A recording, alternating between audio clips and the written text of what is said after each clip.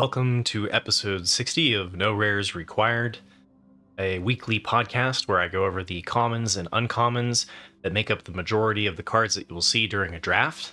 And so every week I discuss my strategy for a specific color pair or archetype, and this week Gruul, or red-green, won the vote. So we'll start by going over my draft skeleton, kind of covering the broad strategy for the archetype in general, and then dive into the cards specifically when you should be looking to take them in a draft. And Gruul's theme is Dinos, and it does not disappoint. Right now I have a 71% win rate in the archetype, which is my second best, losing out only slightly to Golgari at 72%. But the archetype, I think, is a little bit shallow. I don't think that it can support much more than one drafter in a pod, because it has very few good 2-drops, and a fair amount of its power is at the uncommon and rare level. Though I have found it to be more open during the draft than the Jeskai space, so the white, blue, red space. And you'll want to focus on being mostly green, since most of your dinosaurs are green, and most of the underdrafted cards are green as well. So the archetype's win rate is 56.6% according to 17 lands at the time of this recording, which is the third highest, losing out to Izzet and Azorius. So there shouldn't be too many ahas in this episode, but as usual, diving deeper into the data always provides some insights. So remember to hit like and subscribe for near daily Magic the Gathering content. Come visit YouTube if you want to place your vote for the next week's archetype, and let's dive into the cards individually. So to start things off, I like to calculate the total wins created, and I do this by taking the average of the game's played win rate and the games in hand win rate on 17 lands, and then subtracting the average win rate of all users in the archetype and multiplying it by the number of games played. And this list shows you which cards are creating the most amount of wins, which ones are affecting the deck in the most positive way. And the top of the list is Itzquinth, Firstborn of Geshath, which is the 2-drop uncommon for red and green, signpost uncommon, if you will, followed by Pathfinding Axejaw, Polani's Hatcher, Poison Dart Frog, Huatli's Final Strike, Armored Kincaller, Abrade, Pugnacious Hammerskull, Triumphant Chomp, Belligerent Yearling, Staggering Size, Geological Appraiser, Cenote Scout, Trumpeting Carnosaur, Cavern Stomper, Intrepid Paleontologist. If you don't know what all of these are, don't worry, we'll be covering them in more specific detail here shortly. But I also like to look at the opposite of the side of the spectrum here with the total wins destroyed. And these are the cards that are most negatively affecting the archetype that are being most commonly drafted. So traps that you could look to avoid that a lot of people put in their deck. So top of the list, we've got Idol of the Deep King, which is the artifact that deals 2 damage. We got Malamet Brawler, which is the 2/2 trample that can give something trample, the 2/2 Grizzly Bear in green. Kaslam's Stone Tree, which allows you to ramp and has cave synergies. The Basking Capybara, which is the 1/3 2-drop with Descend that becomes a 4/3. Over the Edge, which is the Disenchant or the double Explore. Mineshaft Spider, which is the 3/4 reach that self-mills. Seismic Monstrosaur, which is the 6 red drop that can tap 2 in a red to sacrifice a land to draw a card. Sunfire Torch, which is the 1 red equipment that can deal 2 damage to an opponent's creature if you sacrifice it while attacking. Nurturing Bristleback, which is the green 7-drop dinosaur. The Compass Gnome, which is the 2/1 that goes and finds the land and puts it on top of your library. Hotfoot Gnome, which is the 3/1 that can tap to give something haste and has haste itself. The Goblin Tomb Raider, which is a 1/2 for 1 that gets +1 and haste if you have an artifact. Malamet Veteran, which is the green 5-drop that if you have Descend 4, you can put a +1/+1 counter on something. You've got the Walk with the Ancestors, which allows you to pick something up from your graveyard and discover 4. Child of the Volcano, which is the 3/3 Hill Giant for 4 that gets +1/+1 if you've descended. And then Glimpse the Core, which is the like Nature's Lore, but the land comes into play tapped. So you can see a lot of these cards, like specifically the Goblin Tomb Raider and like the Sunfire Torch and the Idol of the Deep King. These are cards that are most commonly included in the Is It spell list. So one of the downsides to this space is that it's not a particularly good place to pivot if you start out looking like you might be Is It and then you wind up in green-red dinosaurs. And so what I've found is that it's very dependent on certain green uncommons and commons being open, and they don't work particularly well in other places, right? I mean, like we can kind of see this too with like the Mineshaft Spider is really good in the Golgari or the Descends space, and does not perform well in this archetype. So after calculating the wins created and the wins destroyed, I like to take those and divide them by the number of times that the card was picked, and graph it against the average taken at. And this allows me to kind of sift through the data on 17 lands and find the cards that are performing the best at specific points within the draft. So I fit the data with a logarithmic regression and then calculate how far the card is from the fitted line, which was a technique thanks to Carl, aka 2duck-cubed. I'm going to try to give you as much credit as possible because you were the one who came up with it. And we'll call this value over replacement, or VORP. And so we can see what are the best cards to take at different points within a draft. And so we have Polani's Hatcher at number 1, Pugnacious Hammerskull, Huatli Poet of Unity, Bonehorde Dracosaur, Intrepid Paleontologist, the Skullspore Nexus, Sentinel of the Nameless City, Trumpeting Carnosaur, Hulking Raptor, and Magmatic Galleon. And so these are all the really just like busted mythics and rares that you're going to look for at the beginning of the draft. And Polani's Hatcher has been just an absolute top performer. Other dinosaurs you control have haste. It's a 5/3 that enters the battlefield, creating 2 eggs that then you can sacrifice an egg at the beginning of combat to create a 3/3 that has the haste because it's a dinosaur. And so not only are you giving all of your other dinosaurs haste, but it itself is 3 cards in 1. And if you get to have multiple combats with this in play, then you get an 11/9 worth of stats from a 5-drop. So this card is insane, and it's one of those that like it's commonly splashed for if you're in a different space. Throwing in a Polani's Hatcher to play off of your treasure and Is It and things like that is completely fine. So Polani's Hatcher, if you see it in a pack, take it. Pugnacious Hammerskull is a card that has seen play in other archetypes as well. But it does best the more dinosaurs synergy that you have, because if it attacks while you control another dinosaur, then you don't put a stun counter on it. And you don't really want to be attacking without the dinosaur, because then it turns your 6/6 for 3 into a 3/3 as far as tempo is concerned, and that is not nearly as busted as pressuring in with a 6/6 on turn 4, right? So...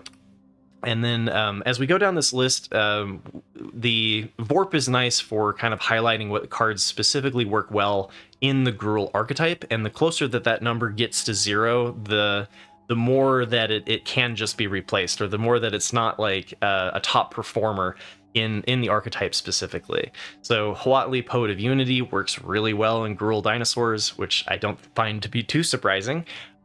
You can use red 3 and either 2 red or 2 white to exile it and create the Roar of the Fifth People, which creates 2 dinosaur creature tokens. The creatures can then tap for Naya colors. You search your library for your most busted dinosaur card, like Polani's Hatcher, and put it into your hand, then shuffle.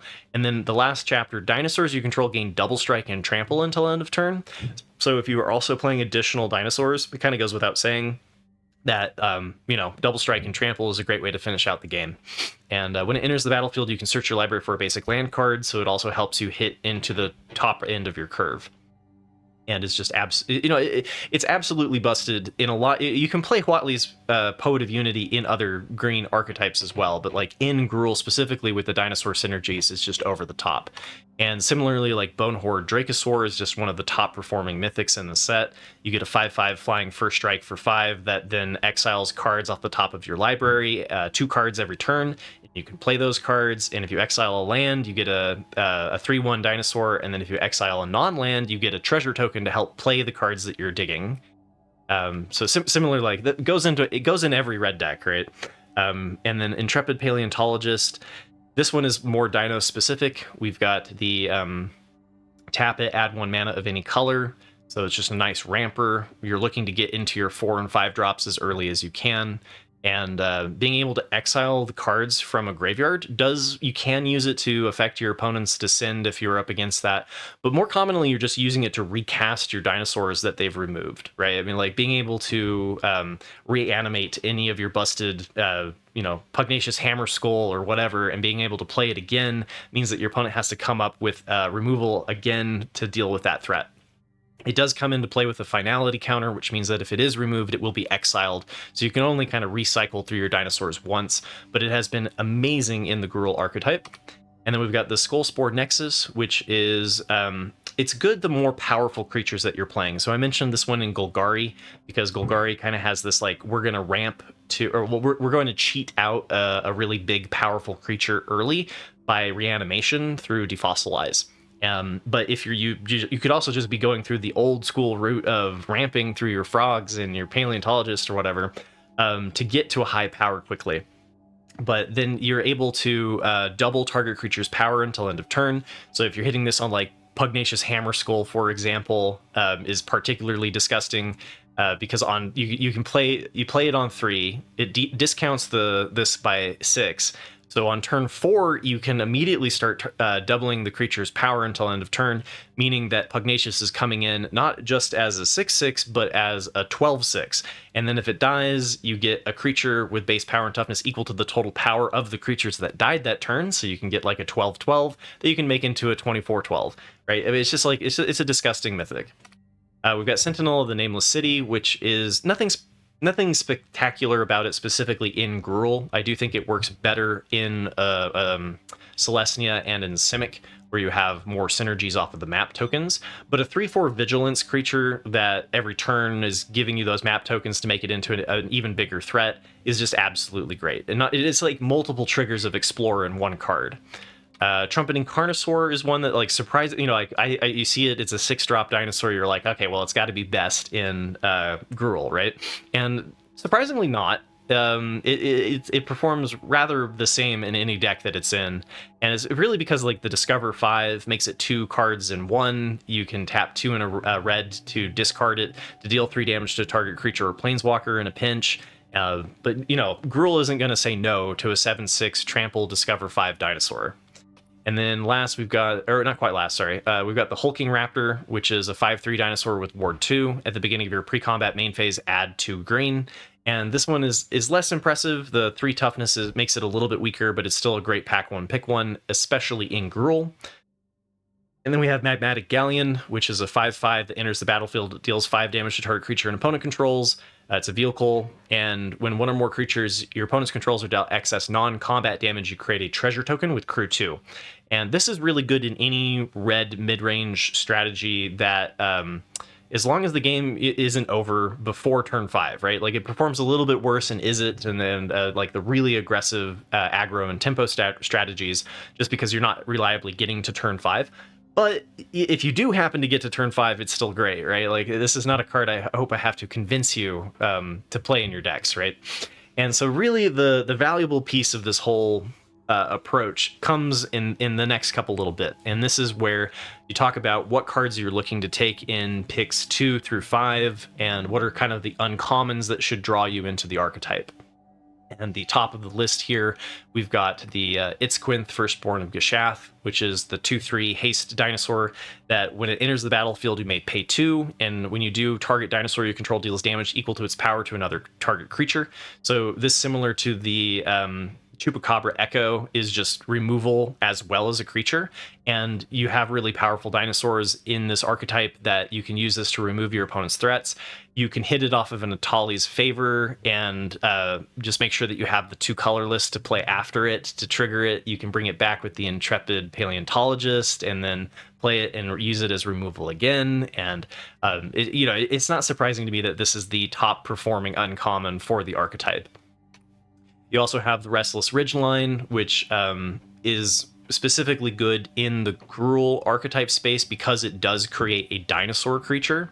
And then it gives it another attacking creature +2/+0 until end of turn, and you get to untap that creature for giving like a pseudo vigilance effect. And this is just a nice thing to include if it's available in, pick 2 onward or whatever. I'm not really happy about pack 1 pick 1ing a Restless Ridgeline. I do think there's better options, but like if it's available, often people are passing the man lands, and this is just a way to improve your 24th card over a land. Triumphant Chomp is something that works in particularly well in Gruul because the more dinosaur synergies, it moves from a sorcery speed shock into dealing the damage equal to your highest powerful dino. And so you can use this for like 1 damage, deal 5 to something, and is great removal. Cenote Scout is something that you should be looking for, I think, anytime that you're in the green space. You either get a 1/1 that draws you a land or a 2/2 for 1. And particularly in this archetype, you need to find and you need to prioritize early drops because there are not very many ones and there are not very many low 2-drop cost creatures that you want to play. And Cenote Scout can kind of pump the brakes a little bit against like the Izzet Pirate deck, for example. And then you've got Belligerent Yearling, which is a 3/2 trampler for 2, that whenever another dinosaur enters the battlefield under your control, you may have the Yearling's base power become equal to that creature's power until end of turn. So it does become a bigger threat as you start playing these like 5-power dinos. You get a better trampler. But really what you're looking for to take advantage of is the fact that like you need those 2-drops, right? And like so you need to pick up the Itzquints, you need to pick up the Yearlings, they need to be open, which is why I think that like the Dinosaurs is not something that supports just a whole lot of drafters in a specific pod. And then we've got Malamet Battleglyph, which has been really good removal.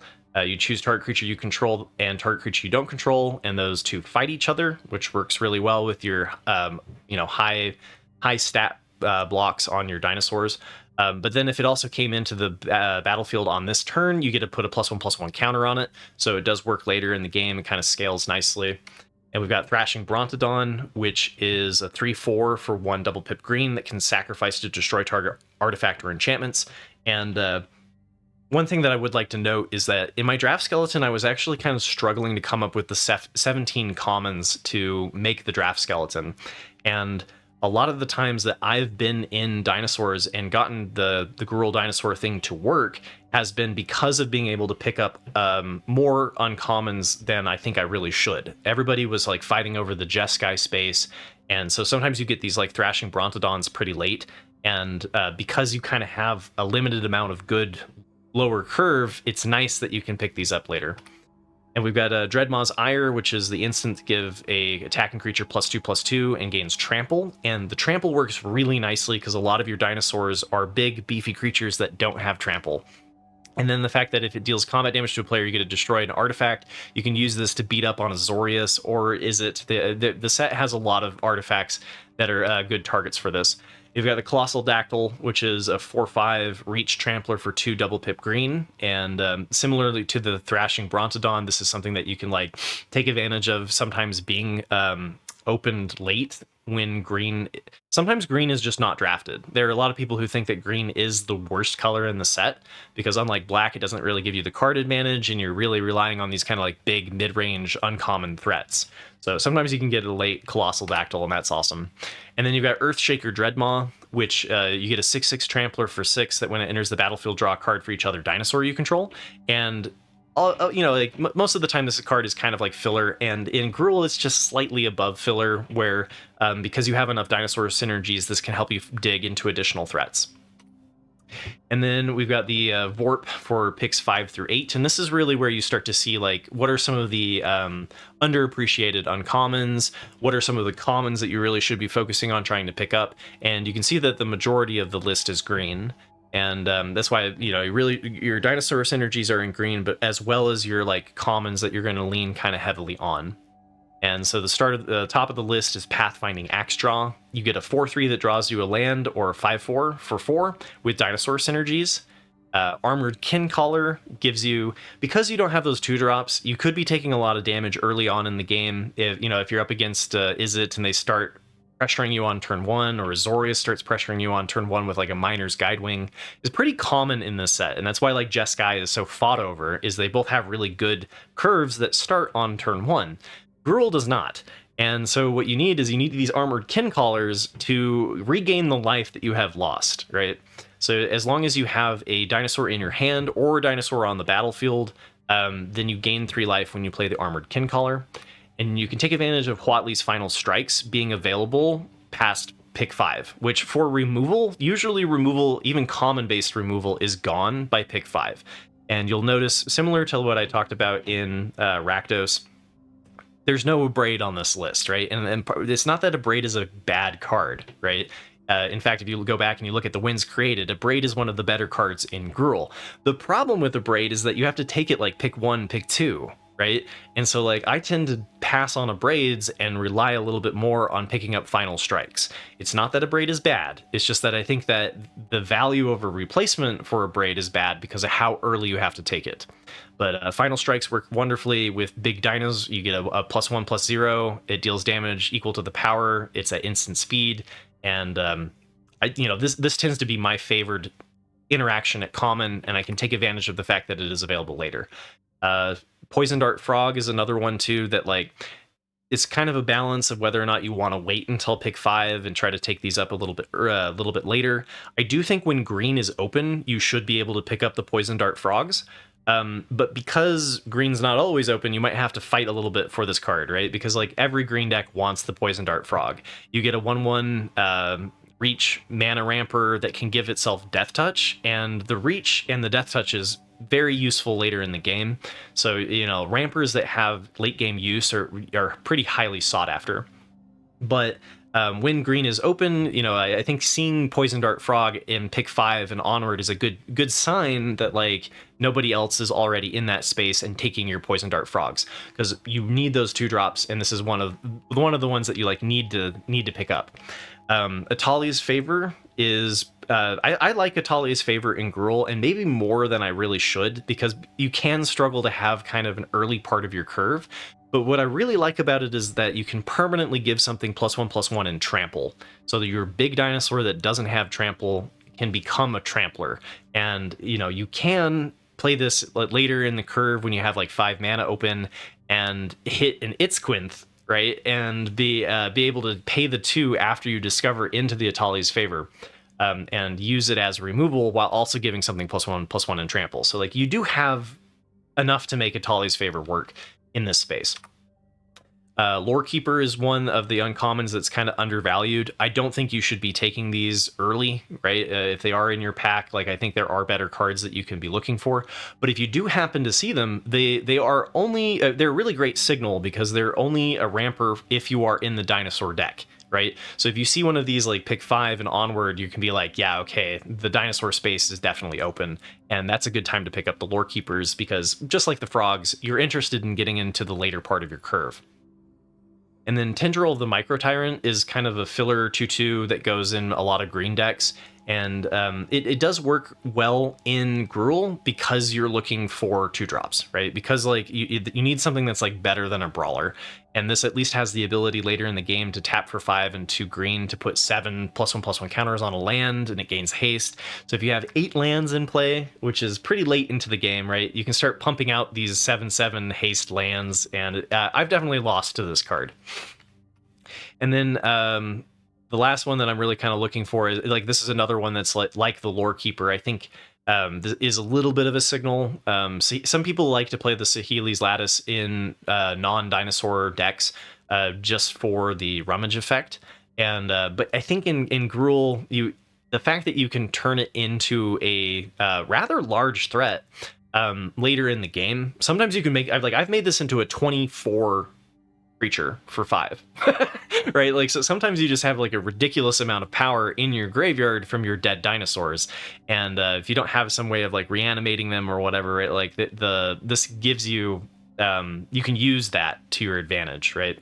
And being able to discard a card is helpful when you're trying to get to your late game curve. So finding your late game stuff, and then once you are at like 6 lands, then you can discard lands to find additional threats. And I think Saheeli's Lattice performs better in Gruul than it does any other archetype.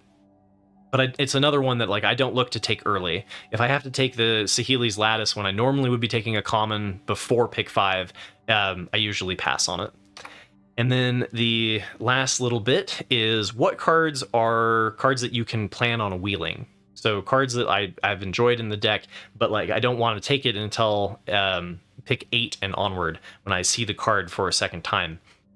And this one we've got Staggering Size, which is a +3/+3 and gains trample until end of turn. And that trample is really great with cards like Cavern Stomper, where you've got like a 7/7 that scries 2 to find additional threats, but doesn't have that keyword trample. And so being able to use Staggering Size anytime that you have Cavern Stomper, you're going to be able to attack in with a 10/10 Trampler, which is just a lot of pressure against your opponent. And then I did notice in the drafting archetypes by Sam Black that they just covered Gruul as well. So, sometimes our podcast differs a little bit because it depends. I tend to talk mostly about 17 lands, and Sam Black is an amazing Magic the Gathering player, probably one of the best players in the world.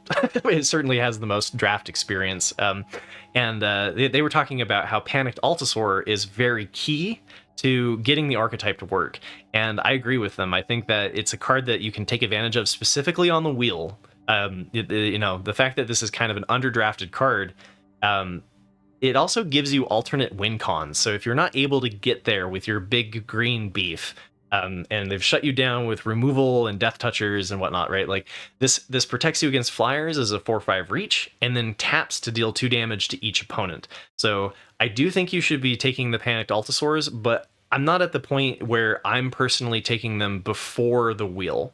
If they start getting drafted more highly because Sam Black told everybody about it, then I think that maybe I would want to pick up. Like, I usually want to have at least one in my deck, right? But I plan on picking them up later. And then to finish things off, one little note is that it's an okay space for the cave lands. You're not really going to be doing like heavy into the cave synergies. If you look at the Winds, the Winds Destroyed that I did earlier, you'll notice a lot of those are the cave synergy cards. So I don't think that the Gruul Dino space synergizes very well with caves. But they're okay to include a couple of, and specifically the Hidden Nursery. So the more that you are one color, you would rather have your cave card be the color that is your most common color, because if you're doing it off of the less common color, you are more likely to have that card screw you by the fact that it enters tapped and your only source is the cave. And then also later when you go to cycle it for the Discover 4, you need to have an additional color of the same color to trigger the Discover. And so generally your cave that's in your main color is going to be stronger than the cave that's in your off color. So just something to keep in mind. Next week, I'll be covering another archetype. If you have one that you'd like to see, let me know by voting on the poll on YouTube. It does take a fair amount of time to put these presentations together, so if you found this episode helpful, please help support my dream by taking a moment to hit like and subscribe and leaving a comment. I really appreciate it. And you can also go above and beyond by clicking join to become a YouTube member or donating on Patreon. Any support is much appreciated. So thank you for watching to the end of the video. Good luck with your games and future trophies. Thank you all for the support, and I'll see you next week.